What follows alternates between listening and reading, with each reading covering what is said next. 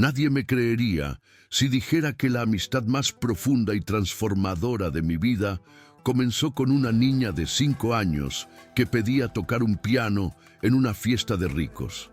Pero fue exactamente así. Todo sucedió en São Pedro de las Águilas, una ciudad marcada por contrastes, donde las mansiones se alzaban sobre colinas mientras los barrios obreros se escondían a sus pies. Yo era Arthur Monteiro, hijo único de una de las familias más influyentes de la región, educado entre normas de etiqueta, idiomas extranjeros y expectativas que nunca fueron mías. Y esa noche, en mi cumpleaños número 20, conocí a Emilia. Emilia era hija de Teresa, una nueva empleada doméstica contratada por mi madre para reforzar al equipo de cocina en los eventos. Nadie planeaba que la niña estuviera allí, pero una cancelación de última hora hizo que Teresa no tuviera con quién dejarla. Le ordenaron que la mantuviera escondida en una habitación del segundo piso. Pero Emilia no era una niña común. Tenía los ojos más azules que ya había visto y una expresión que mezclaba timidez con una inquietud que solo quienes llevan la música en el alma conocen. Y fue precisamente la música lo que la llevó hasta el salón principal, donde yo tocaba piano frente a la alta sociedad de mi familia. Estaba interpretando una pieza melancólica de Chopin cuando sentí una presencia en la escalera.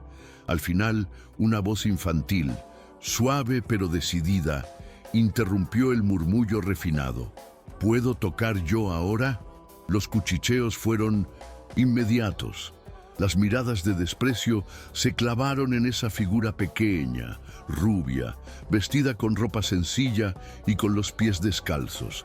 Mi madre se adelantó para resolver el problema, pero algo en la mirada de Emilia me impidió callarla. La invité a tocar. Aún puedo oír las risas contenidas y los comentarios venenosos de los invitados. Pero cuando sus dedos tocaron las teclas, el salón entero se congeló. Emilia no tocaba con técnica, tocaba con el alma. Cada nota era una historia, una pérdida. Recuerdo, el silencio que siguió a la última nota fue más poderoso que cualquier aplauso que haya recibido. Yo estaba completamente hipnotizado. ¿Cómo podía una niña tan pequeña expresar tanto sin decir una palabra? Después de ese día, no pude dejar de pensar en ella.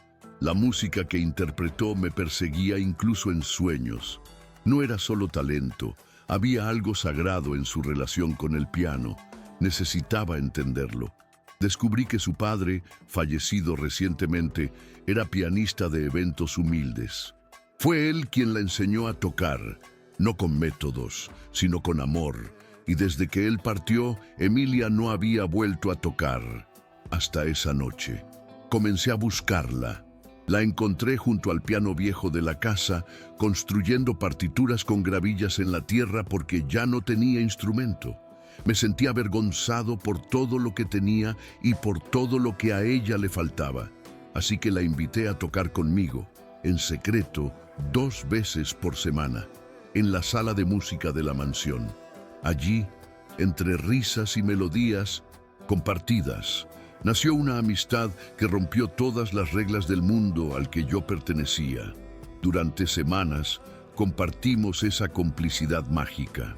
Emilia aprendía con una velocidad asombrosa. No sabía leer partituras, pero podía reproducir cualquier melodía si la sentía en el corazón. Me enseñó más sobre música en esos encuentros que todos mis maestros de conservatorio. Y yo, sin darme cuenta, también la ayudaba a superar el dolor de la pérdida de su padre. Era como si ambos nos sanáramos a través del piano. Pero la felicidad nunca es invisible por mucho tiempo. Una tarde, mi madre nos descubrió. Nos observó desde la escalera con los labios apretados y los ojos duros como piedra. Lo supe en cuanto la vi. Nada de lo que dijéramos iba a detenerla. Al día siguiente, despidió a Teresa sin contemplaciones. Su argumento fue que los empleados no deben cruzar los límites con la familia. Su verdadero motivo era el miedo. Miedo a que una niña de origen humilde se convirtiera en parte del mundo que ella tanto se esforzaba en controlar. Cuando fui a buscar a Emilia, la encontré cabizbaja, dibujando pianos en la tierra con ramitas. Me dijo que ya no podía venir, que su madre tenía miedo, que yo era de un mundo al que ella no pertenecía. En ese momento entendí que no bastaba con quererla en mi vida, tenía que luchar por ella, porque Emilia no solo era mi amiga, era el espejo que me mostraba quién realmente era yo. ¿Y você? O que teria feito no lugar de Arthur? Teria lutado contra a própria família por uma amizade verdadeira? Comente abaixo, compartilhe com alguém que precisa ouvir essa história e inscreva-se no canal para não perder os próximos relatos como este. Na semana seguinte, Arthur intentou convencer a Teresa de todas as formas possíveis. Le prometió que mantendría todo en secreto, que protegería su empleo, que garantizaría que su madre jamás se enteraría. Pero Teresa estaba destrozada. El miedo la había consumido, y él lo entendía. No era solo el trabajo lo que había perdido, era la fe en un mundo más justo, la esperanza de que su hija pudiera tener un futuro diferente. Lo que había presenciado en los ojos de la señora Monteiro era más que desprecio, era una barrera inquebrantable. Sin embargo, todavía quedaba alguien que creía, Emilia. Cuando Arthur volvió a su casa por última vez, ella lo recibió con los ojos iluminados, diciendo que sabía que él volvería porque los amigos de verdad no se olvidan unos de otros. Esa frase, dicha con la inocencia de una niña de 5 años, lo sacudió más que cualquier argumento. Fue entonces cuando tomó una decisión definitiva. Usaría su propio dinero para crear un fondo que asegurara el futuro de Emilia. Arthur tenía una cuenta personal generosa, alimentada por inversiones que sus padres administraban en su nombre. Por primera vez, sintió que podía hacer algo que realmente valiera la pena. Creó un fondo educativo para Emilia que cubriera sus estudios, clases de música, transporte, materiales y todo lo necesario hasta los 18 años. Y además, un segundo fondo para Teresa, dándole estabilidad y libertad para buscar un empleo digno sin desespero. Cuando se lo contó, Teresa rompió a llorar. Al principio, ella se negó. Decía que no podía aceptar caridad. Pero Arthur fue claro, no era limosna, era justicia, era una forma de equilibrar mínimamente todo lo que la vida ya les había negado. Era una manera de agradecer lo que Emilia le había enseñado sin decirlo con palabras. Finalmente, Teresa aceptó. Y así, la semana siguiente, Emilia volvió a la mansión Monteiro, como invitada secreta y especial. Los encuentros entre Arthur y Emilia se reanudaron en la sala de música, ahora más discretos. Él se aseguraba de que nadie los viera. Ella llegaba puntualmente, siempre con su cuaderno de melodías inventadas y una energía que contagiaba. Tocaban durante horas, compartían risas, complicidades, errores musicales convertidos en juegos, silencios que decían más que 1000 palabras. La música se convirtió en su idioma secreto. Emilia progresaba a pasos sorprendentes. No solo memorizaba todo con facilidad, sino que también comenzaba a componer pequeñas melodías propias. Arthur la observaba con asombro. Había tenido los mejores maestros, pero nadie le había enseñado a sentir como lo hacía ella. Cada vez que tocaba, parecía que estaba hablando con su padre. A veces decía que lo oía en su mente, diciéndole qué notas seguir. La relación entre ellos era de una pureza que pocos entenderían. No había intereses, no había miedo, solo dos almas que se encontraban en la música. Arthur sabía que esos momentos no durarían para siempre, que su madre eventualmente descubriría todo de nuevo. Pero cada martes y jueves decidía ignorar ese futuro inevitable. Prefería vivir esos instantes con Emilia como si fueran eternos, hasta que sucedió. Una tarde, la señora Monteiro bajó por accidente mientras los dos tocaban juntos. Escuchó la música desde el pasillo y se acercó. Al verlos compartiendo el banco del piano, riendo, tocando en sincronía perfecta, sintió que algo dentro de ella estallaba. No hizo escándalo. Se dio la vuelta en silencio, pero su decisión ya estaba tomada. Esa misma noche despidió a Teresa. Cuando Arthur llegó a la cocina y no vio a Teresa, supo que algo andaba mal. Margarida, la cocinera, con los ojos llenos de tristeza, se lo confirmó. La señora Monteiro había tomado medidas drásticas. Arthur explotó. Subió a la sala principal donde su madre leía tranquilamente, como si nada hubiese ocurrido, y la enfrentó. Le exigió explicaciones. Ella respondió con frialdad. Esta casa necesita orden, no es un orfanato. Arthur no soportó más. Le gritó. Le dijo que Emilia era más humana que todos sus amigos ricos, que esa niña le había enseñado más sobre la vida, el arte y la compasión que cualquier clase que hubiera recibido. Su madre, blanca de furia, le advirtió que si se iba detrás de ellas, sería desheredado. Él respondió sin dudar: prefiero perder tu apellido antes que perder mi alma. Esa misma noche, Arthur hizo su maleta y se marchó. No le importaba el dinero, la herencia, ni las amenazas. Se sentía más libre con una mochila al hombro y el corazón roto que con todos los lujos del mundo encerrándolo. Caminó hasta el barrio donde vivían Teresa y Emilia. Tocó la puerta de la pequeña casa de ladrillos y fue Teresa quien abrió. Tenía los ojos rojos de tanto llorar y la expresión de quien ya no esperaba nada bueno del mundo. Pero cuando vio a Arthur, algo en su rostro cambió. ¿Qué haces aquí?, preguntó intentando sonar firme. Vine a pedir perdón, respondió él. Teresa apartó la puerta y lo dejó entrar. Emilia estaba sentada en el suelo, dibujando teclas de piano en una hoja con un lápiz partido. Al verlo, se levantó de un salto y lo abrazó con fuerza. Sabía que ibas a volver, dijo, con una certeza que derritió el corazón de Arthur. Los amigos verdaderos no se olvidan. Se sentaron en la sala pequeña. Arthur les explicó que había dejado todo atrás. Permitiría que el prejuicio separara algo tan bonito. Que había decidido luchar, no solo con palabras, sino con acciones. Les habló del fondo educativo, del futuro que quería asegurar para Emilia. Teresa lloró otra vez. Esta vez, no por tristeza, sino por el peso del alivio. Aceptó, sin más resistencias, no por ella, sino por su hija, por ese brillo que volvía a sus ojos al saber que podría volver a tocar. En las semanas que siguieron, Emilia retomó sus clases, ahora no en secreto, sino con un maestro particular que Arthur había contratado. También recibió un piano nuevo, instalado en la sala de su propia casa. Al principio no podía creerlo. Se acercaba al instrumento como si fuese un ser vivo. Lo tocaba con delicadeza, como quien acaricia a un viejo amigo que vuelve de un largo viaje. La música volvió a llenar sus días. Arthur la visitaba siempre que podía. Ya no vivía en la mansión Monteiro, sino en un pequeño apartamento que alquiló cerca del conservatorio.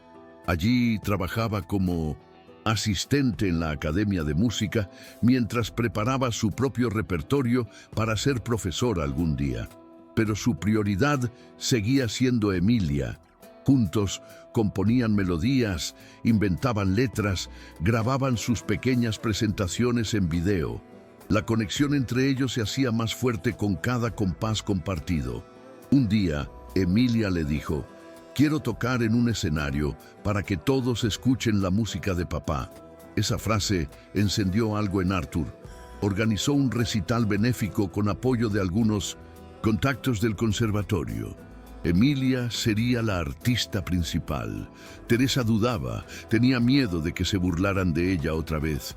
Pero Arthur prometió que todo estaría bien, que esta vez ella tocaría rodeada de personas que la admiraban. La noche del recital, Emilia estaba nerviosa. Vestía un vestido azul celeste, sencillo pero hermoso. El teatro estaba lleno.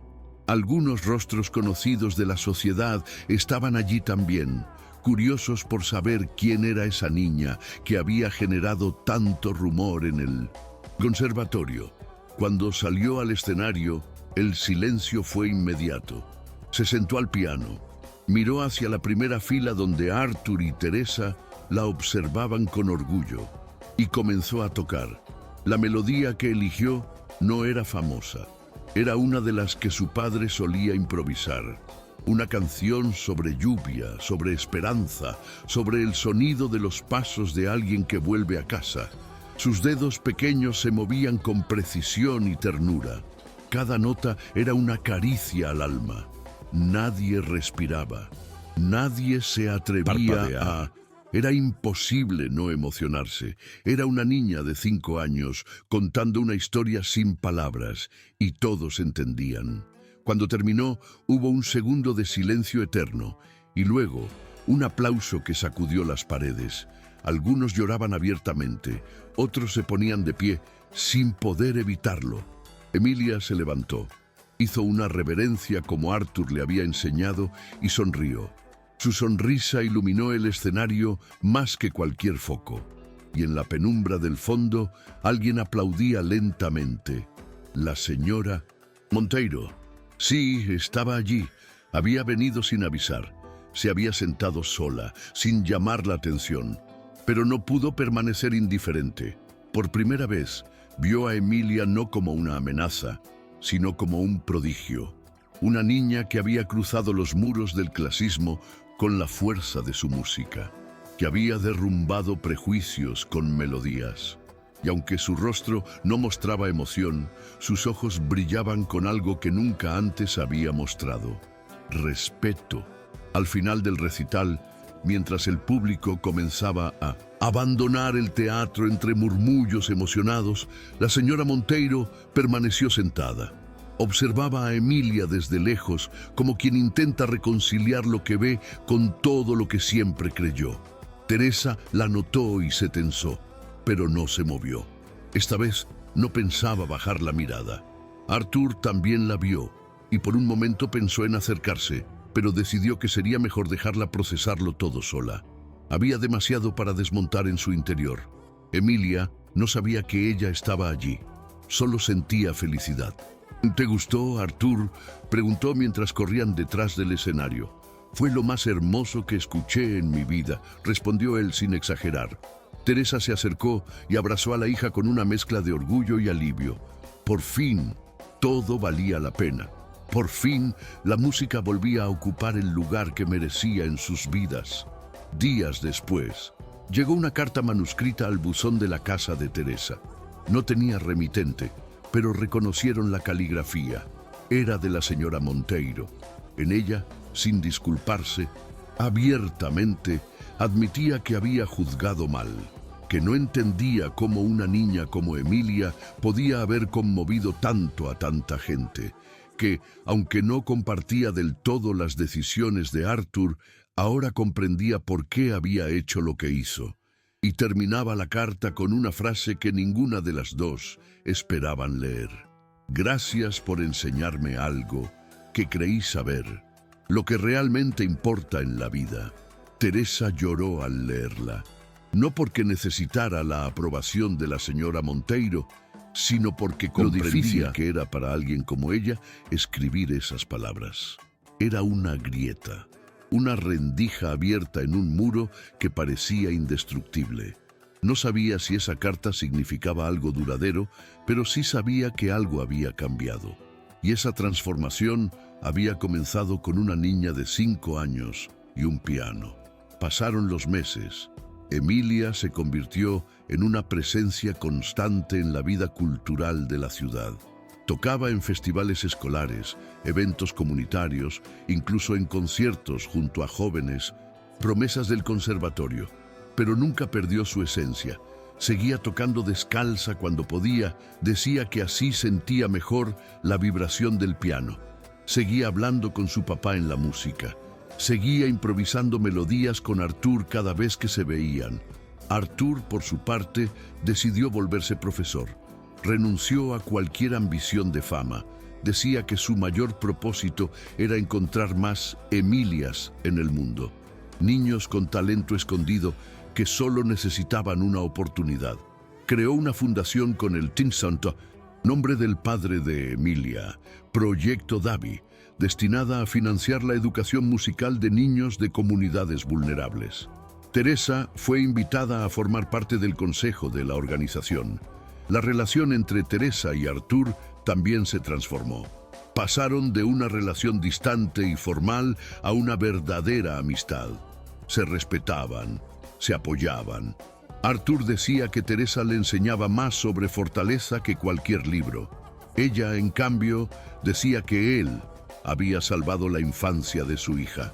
Ambos sabían que ese lazo no era común. Se había forjado en medio del conflicto, la pérdida y la resistencia, y por eso era irrompible. Emilia, ya con 6 años, comenzó a enseñar a otros niños más pequeños lo poco que sabía. Usaba su piano en casa para jugar a la profesora. Corregía con dulzura, alentaba con sonrisas, decía que quería que todos sintieran lo que ella sentía cuando tocaba. Cuando Artur la observaba, se preguntaba si algún día el mundo estaría preparado para alguien como ella. Pero no le importaba. Él lo estaba. Y eso bastaba. Una tarde, mientras tocaban juntos en la fundación, Emilia le preguntó: ¿crees que mi papá me ve desde el cielo? Artur la miró con ternura. Estoy seguro. Y también creo que sonríe cada vez que tocas. Emilia asintió con la cabeza. Yo también lo creo, y creo que te quiere mucho por cuidar de mí. Artur no supo qué decir. Solo la abrazó con fuerza, porque a veces el amor se parece mucho a eso, a una promesa cumplida sin necesidad de palabras.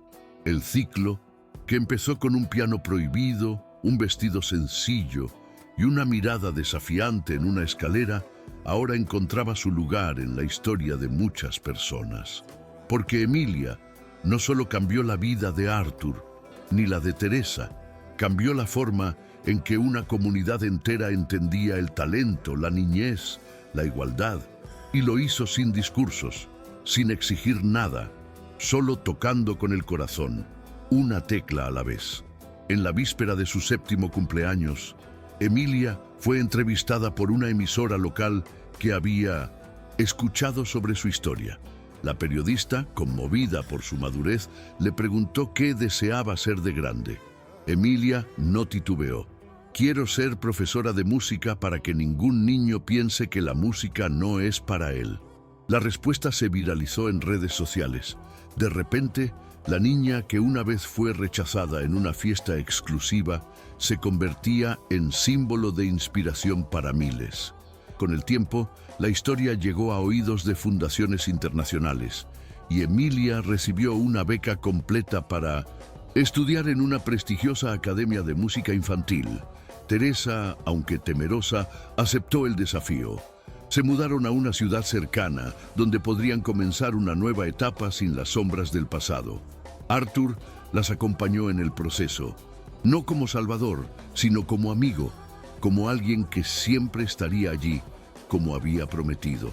El día que se despidieron del pequeño piano de su casa, Emilia lo acarició como si fuera un viejo amigo. Gracias por escucharme cuando nadie más lo hacía, murmuró, antes de cerrar la tapa.